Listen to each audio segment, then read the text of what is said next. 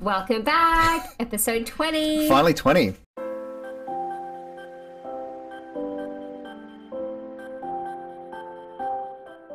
Made it all the way. We did say we were going to have a beverage this week, but I'm on the peppermint teas. And I've got a water. It's only 3 p.m, so it's a little bit early. It's a wild Sunday afternoon. I haven't had a drink in a couple of weeks anyway. It's been a while. It's not worth it. Anyway. I had one last night. That's okay. Maybe in, what did I work out this morning? I think it's about 7 to 10 weeks. I can have a wine. Oh, yeah. Not that I'm counting. No? Doesn't sound like it. 7 to 10 weeks. That's fine. So today we're doing something a little bit different. As I said last week for episode 20, we're going to do more of like a Q&A style thing, where I'm going to ask Aiden a bunch of questions about the fire service and just being a part of an emergency response Organisation. Yeah, I was going to say team, but yep, organisation. For anybody who's watching, you'll see that we have 2 helmets on our desk. Beck suggested we wear them. I wanted to wear them. What a vibe! And I suppose we'll jump straight into it. What is the difference between the two? So the one that's further away with the goggles, if you're watching the video, you might be able to see it. This is a standard bush firefighting helmet. It's called a BR9 in the fire service. It has a single chin strap, which doesn't sound like much of an important thing, but the chin strap obviously keeps the helmet on your head, and the reason it's there, or what makes it different from the other helmet that I have on the table, is the second helmet is a tactical helmet, which means that I can use the smaller helmet for a bushfire, but because it has multiple attachment points, there's multiple angles at which it pulls on your head, which basically means that if you're doing vertical rescue or confined space rescue or any kind of technical rescue operation where your head is not going to be in an up and down circumstance like you are when you're standing or sitting in a truck, the helmet is not going to come off your head. The tactical helmet also has some rails and stuff on the side and mounts for all sorts of fancy equipment that you can get, like actually in this one I got behind me. We're moving to like a military style active hearing helmet where we've got Headphones in it. It's got headphones on it, yeah. They can tune into stuff that's like really far away and you can hear. So which one would like a normal fireman wear? In the fire service, they're probably using something far closer to this. The volunteers use these. The urban guys have helmets that are this makeup, but a little bit thicker, due to the fact they need to be exposed to higher temperatures. Yep. If they enter a building, because it's going to be a higher temperature trapped inside the building compared to at a bushfire where you're able to physically walk away from the fire. So yeah, the main difference for them is going to be that one thing plus the visor is also thicker, so you can keep the heat off your face and off your breathing apparatus while using it. She wouldn't let me wear one. But I just think it's lame. I am lame. Okay, so I mean that was kind of just a random question, but I do have a bunch of questions here, so Shoot. Let's get into it. So in the fire service, what are the different emergency responses? So I want to know in comparison to what ambulance, police, etc. would receive. So I know that you know this, but I'll say it for the people watching, that I don't work for the fire service. I don't ride red trucks to jobs. I was with the volunteer service for a long time, and I delivered training for the fire service, both inside the service and outside as an external training provider. So I have an in-depth knowledge of both ends of the scale, being that what the urban guys do for the fire service, I do for mine sites, both on a training and response side when I am there. The difference in calls, there's not a hell of a lot of difference because a lot of the times they get lumped in together. So, for example, if we were driving down the street, we see a house fire, call 000, tell them the house is on fire, the ambulance immediately gets responded to that as well. Paramedics immediately get responded, and vice versa. If they get responded to someone who's had severe smoke inhalation from a kitchen, they might describe a kitchen fire, they might say it's out, they're still going to send the fire service. If they describe an accident in the kitchen that burnt somebody, there's a chance that they're still going to send that authority to deal with it. But just in terms of your question, at a job, if the 000 has been called, the police are in charge of the incident, the overarching incident. paramedics are in charge of the patient, and the fireys are in charge of basically reducing the hazards on site. So if it's spilt oil, if it's a fire, if it's a gas leak, any hazards involved, that's pretty much the fire services What field. if a smoke alarm goes off? Like a smoke detector goes off? In someone's house? Yeah. Well, you can call 000, but they're just going to turn up and it depends what sets the smoke alarm off. Like if you burn your toast. Which happens a lot. That used to happen in our work building. Oh, actually, so coming to buildings instead of houses, yeah. So if you're in a building where the smoke detector is connected to a system, that goes to the notification system in the building, which immediately goes to the guys that take the phone calls, guys and girls that take the phone call. The job gets sent to the closest 2 urban stations because a potential building on fire is an immediate 2 vehicle or 2 truck response. They turn up, they firstly find the panel board, so the board that says where the fire is. They usually try and locate whoever the fire warden on site is, which is usually like the groundsman or the maintenance manager or whoever that happens to be. And from there, they just identify whether or not the fire is actually there by going straight to the person, straight to where it was, or the person that called it in.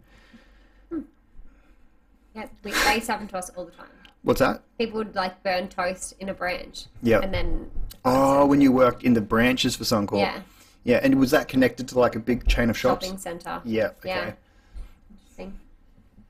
Okay, so then I guess off the back of that question, what are some of the calls that would be received for the fire service? Because I would think that you would only receive calls for if something is on fire, right? You obviously see them at accidents and things, but again, that might be more of like oil spillages and like, I don't know, if petrol is over the road or something. Yep. Is that right? It's not wrong. Yeah, so all hazards is essentially the fire service's breadth is, so if there's a hazardous chemical somewhere and it's spilt, whether it's airborne or if it's a liquid that travels on the ground, we've got ways of dealing with both of that. That's a hazchem or hazmat job. The question... You have to dress up in a suit? Yes. Hazmat suit? Yes. I've got photos in one of them. I don't remember seeing one. Anyway, yeah, there's the so we have those at work actually. I'll bring one home for you. The hazmat jobs, fire, gas leaks, car accidents. I've seen a range of jobs. I've seen I used to have access to the fire service login where I could see jobs in the area when I was delivering training for them, and you'd see all sorts of jobs. One time there was a kid on the roof of the Logan Hospital. This is years ago. Random. And they got called to it just in case. Don't know why. It could have been to either break and enter onto the roof.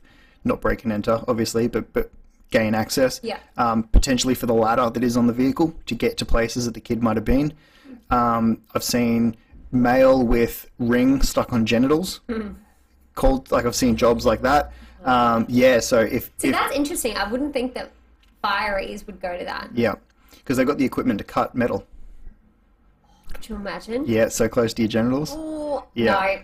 No. That's a hard no. Yeah. Would you not just go to the hospital? Well, it depends. Do you really want to walk into a hospital and say, I got a ring of some sort stuck on my dick? Or would you rather call 000, have them rush to you in the hopes that they can remove it privately with only the person on the phone and 2 paramedics that turn up to know about it? Paramedics or firefighters? Well, when someone calls, there's a high chance they're going to ask for paramedics. Yeah. Yeah. Being that it's a bodily function. It's actually a common problem that people ask for the last thing they heard. It sounds like a good idea. When you call 000, they say, would you like police, fire, ambulance? Yeah. And a lot of the time, I even did this when I got ran over. I asked for an ambulance. When I got ran over, the forklift was still on my leg, but I asked for an ambulance. That makes sense, though. Makes sense, but what happens when the ambulance get there and there's a forklift on my leg? What are they going to do? Who are they going to call? Who took it off? We did. The workplace fortunately had a second forklift. It would have had to have been fireys? Yep. So they would have put some bags under it, blown the bags up, lifted the forklift, and dragged me out. Fortunately, we had a second forklift there, but it makes sense, doesn't it? I say, like, my leg is crushed. Yeah, you would think. You it would would be think dangerous. that's dangerous for my leg. It's bad for my leg. Call an ambulance. But yeah, and I did it. I asked for an ambulance. I tell this story all the time because it's a really common thing that happens. Somebody falls into a well for Gold Coast for council. They think, and they pass out down there because of the bad atmosphere. People call 000 because the person passed out, not the fireys to get them out of the hole, which is the problem in the first place. It's really common. I wouldn't think to do that though. Most people wouldn't. Yeah. Yeah. I think maybe it's a misunderstanding of, or misconception of, what do you guys actually do? Yeah. Yeah. Because you think firefighter, you think, okay, well, they're just firefighters. Yeah. Right. Yeah. And I have some biases too, like because I'm not on red trucks responding every day. Yeah. So I do have some biases. So if anyone is listening that has any corrections, feel free to call me out. I'm pretty spot on though. Yeah. If you don't say so yourself. If I don't say so myself. So this is probably dependent on situation, but I'll ask it anyway.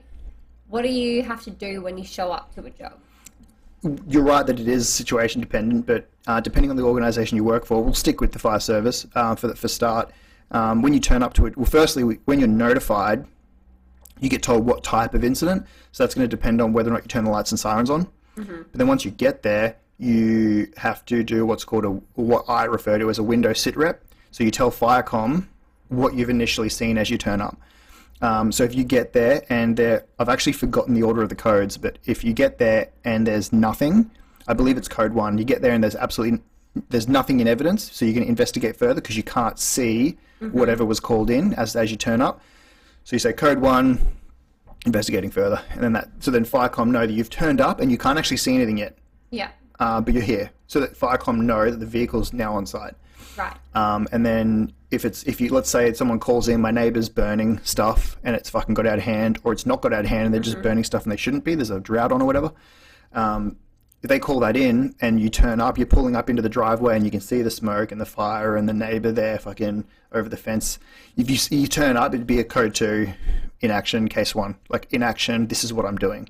Okay. Code 2 is, I'm here, I see the problem, and this is what we're doing about it. So it might be a case of, let's say it's a grass fire, be inaction case 1, which case 1 is hose reel off the truck and putting it out.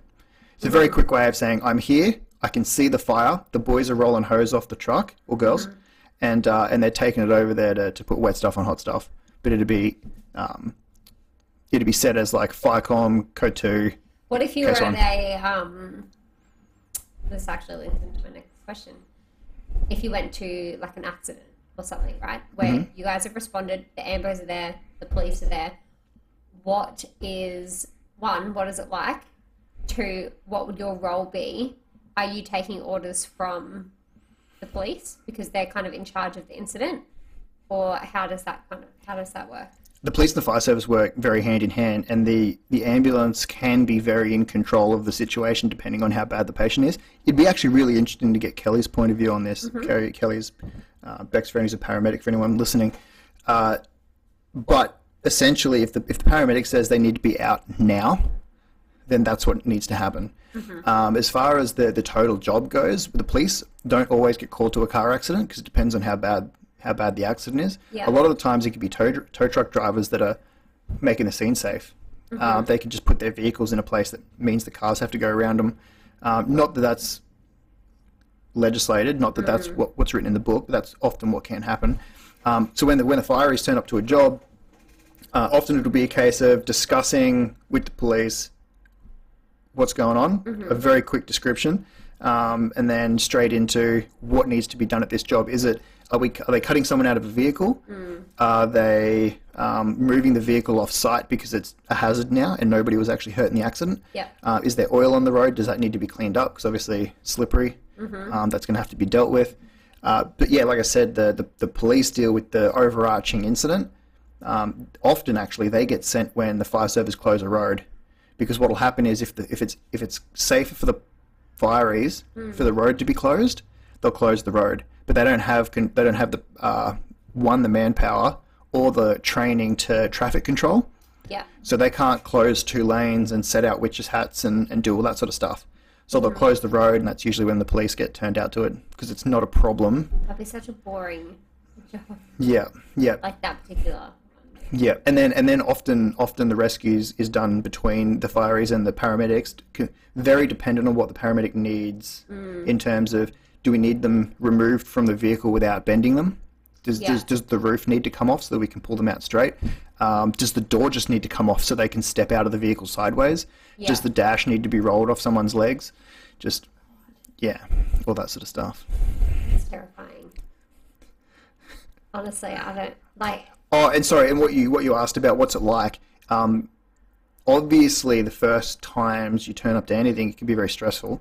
Yeah. Very stressful. Well, so all of these are like leading into other questions, which is good. Just let me finish that. So while it can be very stressful, after a while you recognize that this is your job, not your emergency. It's everybody else's. They're stressing because it's their emergency. Their family member's hurt. They're hurt.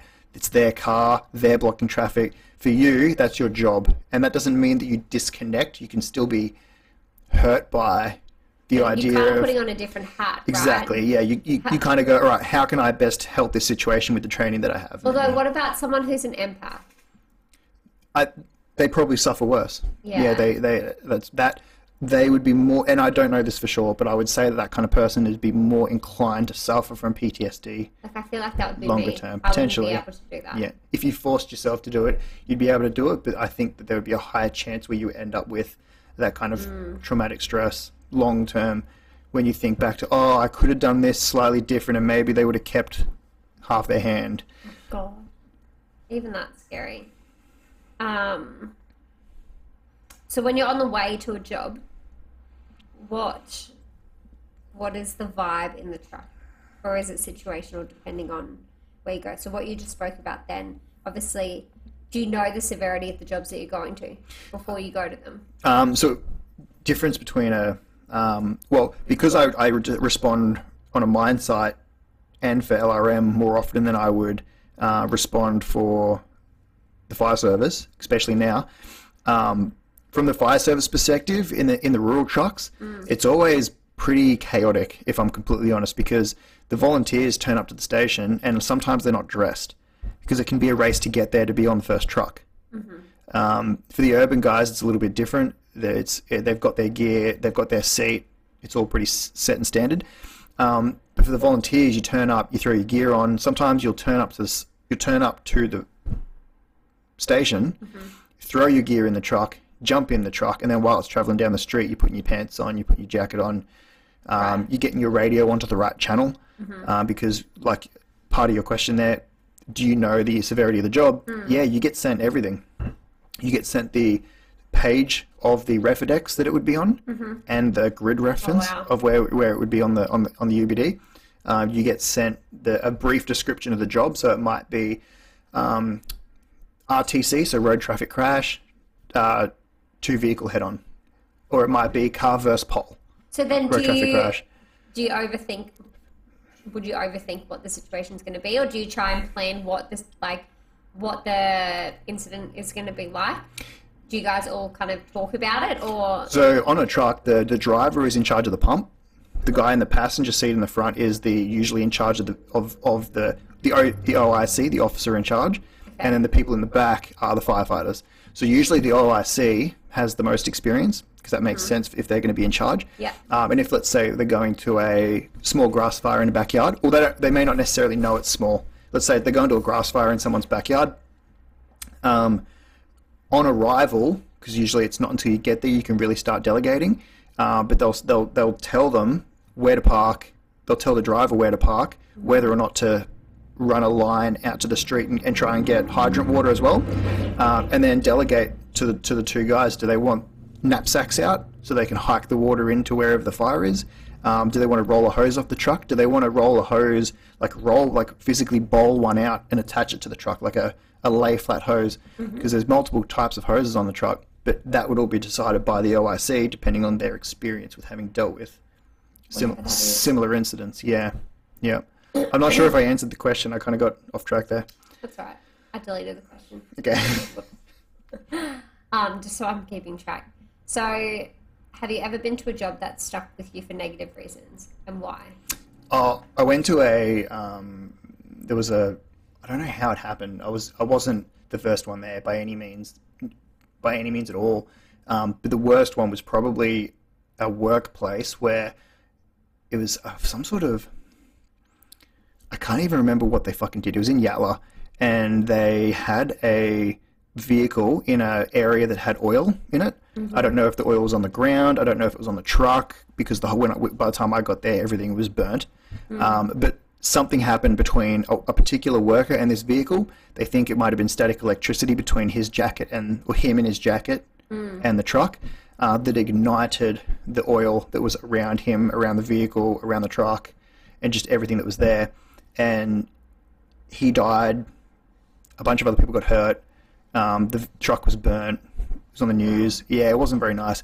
And then, like, I was there when they were fucking carrying him out. Yeah, we were like doing cleanup, and they were picking him up and moving him, and it was all burnt and charred. It wasn't very nice. And all the people that worked with him were like out the front crying, and it's not nice at all. But is it like in the movies where like their whole skin would just be burnt? Like you wouldn't be able to see any. Every burn is different. Every burn is different. He was like this, but wrinkly. Yeah. Did you see facial features? I didn't look that hard. Oh, ew. Yeah. That's creepy. Yeah. Okay, well, on a positive note, what's the best one that you've ever been to? Like, I know there might not be a best positive, like a positive experience. But... No. I went to a job once where a guy put a pitchfork through his foot. Oh. Yeah, and he was not mad about it. He was drunk. I mean, he probably didn't feel it as much then, right, if he was drunk? He was very funny. I can't think of, like, a great... What are your favourite call-outs? Like, when you were a volunteer, what was your favourite job to go to? It's hard to say, because this comes back to, I think, something that you and Kelly might have spoken about one time, where none of them are good, because they're always something really bad for somebody else. Yeah. So I don't want to say that a grass fire is my favourite, because often that means that somebody's fence is fucked, somebody's backyard is fucked, it might have taken their house. Yeah. You know what I mean? But in terms of skill sets, I mean, grass fires are the best. They move the quickest. They burn really nice. Like that, I think grass fires are my favorite jobs to go to. Probably. They burn really nicely. Yeah, they do. Yeah, yeah. And putting them out, there can be a bit of an art to it. And I was going to say, I feel like there definitely is, because when I've heard you talk about it, like I would think if you're doing a controlled burn, like what you guys do, you have a very specific way of where the fire needs to go and which way it needs to go and all of these things. From someone who doesn't really know anything about it, I would think you just put fire on the ground and let it do its thing, and then you just put it out. Yeah. It can be sort of like that, but so there's like a whole bunch of factors that go into where fire moves and how quickly. Yeah. And it's deeper than most people think. Most people think if the wind blows left, east, west, wherever. I say left as if I'm looking at a paddock. You're supposed to dictate stuff like that with bearings, not left and rights. But yeah, so let's say the fire is traveling east because of the wind. It could just as easily travel west because of the slope of the hill. Yeah, right. Because when the sun rises, especially in winter, the sun rises in the east, but then it travels on like a northern aspect. So mountains so if you think a mountain, Yep. the north side of the mountain usually has drier stuff than the southern side of the mountain. They call Because it of where the sun rises. and sets. Because the sun will come up here and it goes sort of this arc where that face gets a heavier amount of sun for a longer period. So they call it like dry sclerophyll and wet sclerophyll. So rainforests are often, or a majority of a rainforest will often end up on the southern side of a mountain range.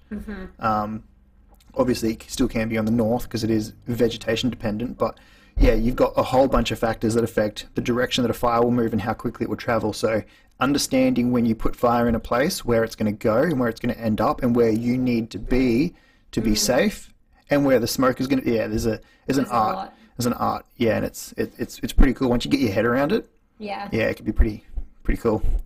And he's very passionate about it, if you can't tell. Yeah, yeah. This is more of a generalized question, but what is it like being in the fire service? Like being a firefighter? Well, like I said, I don't work... Is it anything like what the movies depict? No, no. There's a lot more training than a lot of people think. A lot more training than some people would think. The friend of mine, Craig, who's a little while ago now finished his cert for in public safety firefighter management, which basically gives him station officer level in the fire service. He had to do a shitload of training and a shitload of educating just to get there. There's a lot of like background training because when you start in the fire service, you go in as a firefighter, just a firefighter. That's how you come out of the academy, usually with a Cert 3 public safety firefighter operations certificate. And then once you have been in the service for a certain amount of time, they start putting little stripes on your epaulets, on the shoulder pads. I don't know if you've ever seen, they've got little stripes and circles and all sorts of things. Yeah, so that would dictate how long you've been in the service for. And then once you become an officer, once you've done the training to become an officer, that turns into little, they call them bird shits, the little circles. Yeah, it changes as you get up through the ranks. So there's a lot of training involved. You turn up to the station, you do truck checks, you are there with your crew from the start of your shift till the end of your shift. One person can't go down to the shops and get a coffee. If someone wants coffee, everybody goes for coffee, and so does the truck. Oh God! Yeah. Because if something happens, you all need to be there ready to go. And guess what happens if you order coffee and then the fucking sirens go? Too late. Fucking you're on your way. Yeah. So in that respect, it is kind of cool that you get this family, like family away from home. Yeah. Because you have to be tight with those people. When you don't, it becomes a very toxic atmosphere. Yeah. And I'm not knocking the fire service in any way, but if you're in a station, and it's going to happen with any workplace, but fire service, like anywhere else, is a workplace. If you get stuck in somewhere where some people do want to train, some people don't, some people think it's a waste of time doing certain things, some people don't, and it can be extremely toxic. In terms of whether or not it's like the movies, no, not every second job is a house fire. What I have done recently is I've started following certain fire pages from America, because while every day there's not a house fire, across 350 million people, you're going to get house fires every day. Obviously, in Australia, there'd be a house fire every day, but it's going to be one station in Queensland and maybe one in WA. Yeah. And then somewhere over there might burn, you know what I mean? Yeah. Whereas in America, there's hundreds of them, and they've got, their legislation is a little bit looser. In fire service, you can't really take a camera with you.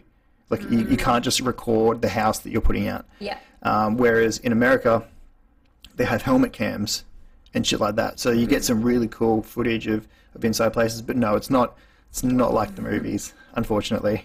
Yeah, I say unfortunately, but if houses burnt like that all the time, we'd have a probably bigger problem. Yeah, that is very true. And it's interesting, right? If you think about a fiery in a movie, everyone has this expectation, or I suppose like dream, of what a firefighter should be. That's why they do the calendars and stuff. Maybe you should be wearing calendar, babe. They're often not fireys in those calendars. Right? I feel like all of the fireys by you that I have seen on jobs or like in uniform or whatever, they're all old. Where are the young, hot fireys that you see in the calendars? It's across the table from you. That is true. No one else can look at that, though. But like, that's an unrealistic expectation. I actually had this friend a long time ago, and she bought her mum a calendar. And because I just said that they're often not fireys, but she bought her mum a calendar, and she was like flicking through, and she sent me a picture of. She was like, "This one's mum's favorite." And it happened to be a dude who I was at a job with that day. We went to a horse that had its foot stuck in a cow grate, and they had to. It was fine, like it wasn't broken or nothing. They just had to. They put the cutters in, not the cutters, the spreaders that they use for car accidents. They put it in the grate and just spread the grate open to get the hoof out. But I was there with him that day, and then that afternoon she was like, "Oh, Mum sent like this one in." I was like, "I know that. I was just with him." Like, so I say they're not always, but sometimes they are. Like the ones at the Echo, I remember that. They're probably just like strippers or something. Probably, yeah. Okay, the last one. What would you say to someone who is interested in joining emergency services? It's a great place to make a family, like have a little family. If you don't have, like, if you've moved to a new place, or you don't do a lot of getting out of the house, it's a great way to accidentally make friends, because you will. You can't go to a job with people and grab a hose and run it towards a fire, expecting them to get water to your branch, and not have respect for them when they get that water to you, if that makes sense. There's a level of trust that you put in them, in the people that you work with. You have to. Even like across agencies. Like, I was at a job one time, and we had to pull up in the middle of the road because the fire was lapping onto the road and cars were stopping.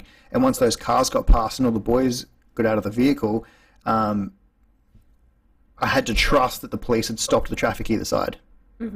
Like, I didn't ask them to, but no more cars turned up after that. And then when the fucking smoke cleared, the guys got the fire out, the smoke cleared and we could see the police had stopped the traffic.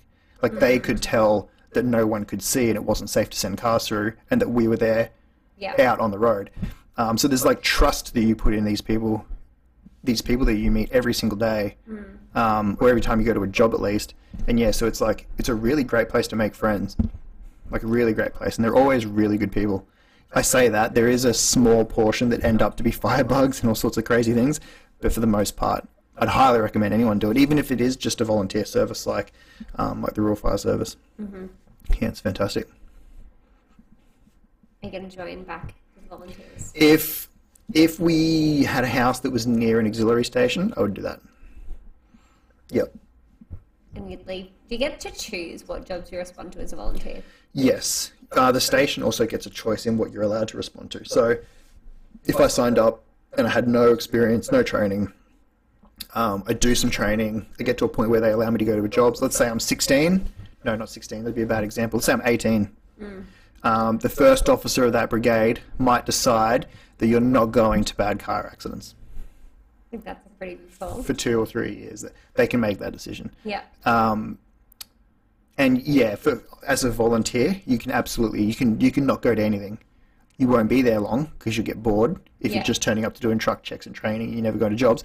But yeah, you get to choose what jobs you go to. However, for the auxiliaries, you get less of a choice. So I don't know the rules exactly, but you have to make a certain amount of calls and you have to participate in a certain amount of training to keep your tick in the box of competency.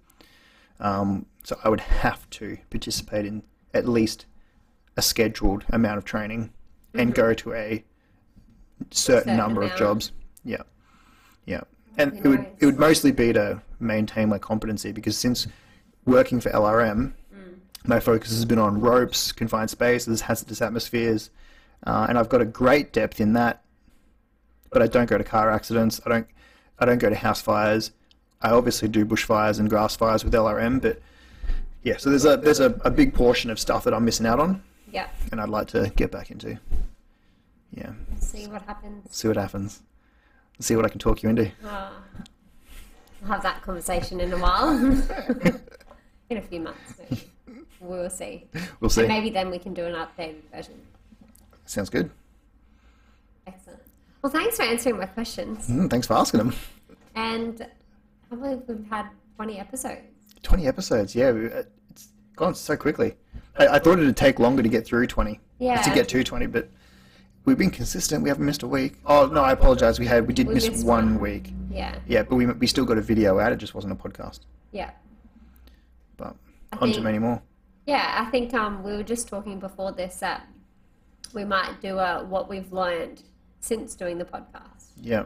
I think that would be interesting. Yeah, I think you and Eric should do one. Yeah, Aiden did one with his friend earlier. You'll hear that. Yeah, that'll come up Tuesday or Wednesday. I haven't decided. Yeah. I'll just upload it later in the week. But for now, I think that is all from us. And we will speak to you, well, not speak to you, but you'll hear from us next week. Thank you. Thank you. Bye. Bye.